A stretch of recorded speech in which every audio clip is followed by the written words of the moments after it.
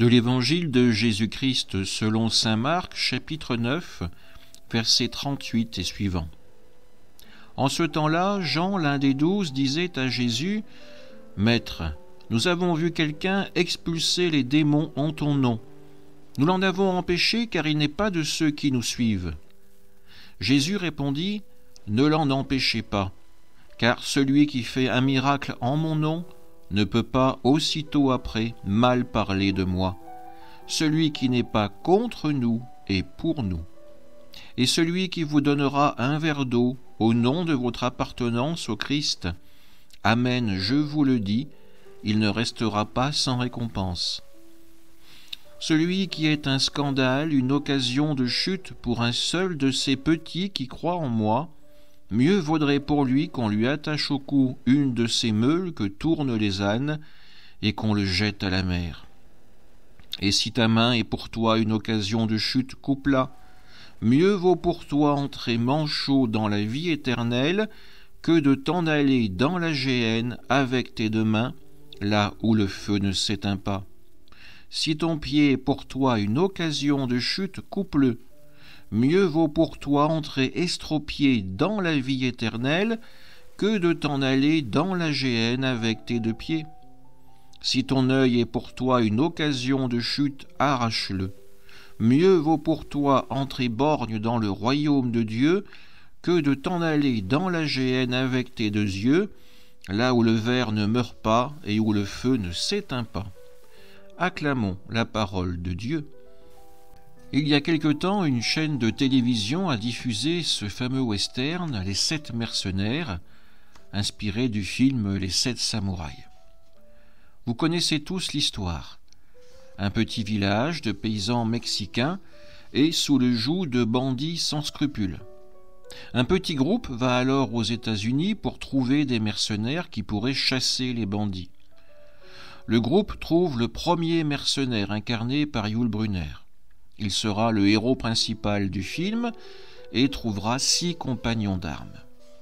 Chacun de ces 6 hommes sera à sa façon un héros également, et à la fin, bien sûr, le village est sauvé. Ça, c'est la magie d'Hollywood. Des hommes qui, dès le début, sont prêts à donner leur vie pour leur mission, qui incarnent une certaine perfection. Les textes de la messe nous présentent des hommes bien différents qui entourent Moïse ou Jésus. Des hommes qui n'acceptent pas que d'autres qu'eux puissent agir au nom de leur maître. Des disciples qui souhaitent filtrer qui peut ou ne peut pas accéder au cercle restreint de Jésus ou de Moïse. Jésus, comme Moïse, doit expliquer que la jalousie n'a pas sa place dans le plan de salut voulu par Dieu, que celui qui n'est pas contre nous est pour nous. Dans la bouche de Moïse comme dans celle de Jésus, ces paroles ont l'air simples à mettre en œuvre. Mais dans nos vies quotidiennes, nous savons bien que cela est compliqué. Chacun veut protéger son précaré, ses prérogatives, son petit pouvoir. L'Église n'est pas épargnée par cette tentation. Vous connaissez tous cette phrase « Hors de l'Église, point de salut », écrite par Cyprien de Carthage, et qui pose le délicat problème du salut des personnes des autres religions ou qui sont athées. Peuvent-elles être sauvées ou seront-elles condamnées et rejetées par Dieu ? La réponse réside dans la charité réelle, vécue par la personne. Si elle agit pour faire le bien, en respectant la vie et la dignité de l'autre, alors ce chemin la conduira vers la révélation et elle pourra entrer dans l'amitié de Dieu. Pour certains chrétiens, ces paroles sont dures à entendre. Ils préfèrent exclure que d'accueillir. Jésus nous invite à vivre une conversion qui nous permette de nous réjouir du bien qui est fait autour de nous, de ce bien qui conduira à la rencontre avec le Christ. Alors profitons de cette Eucharistie pour nous interroger. Quel jugement de valeur habite dans mon âme ? Qui ai-je déjà condamné pour sa vie passée ? ou tout simplement parce que sa présence menace la position que j'imagine tenir dans la communauté. Ayons le courage de présenter nos faiblesses à Dieu et de le prier de nous aider à devenir de véritables disciples. Amen.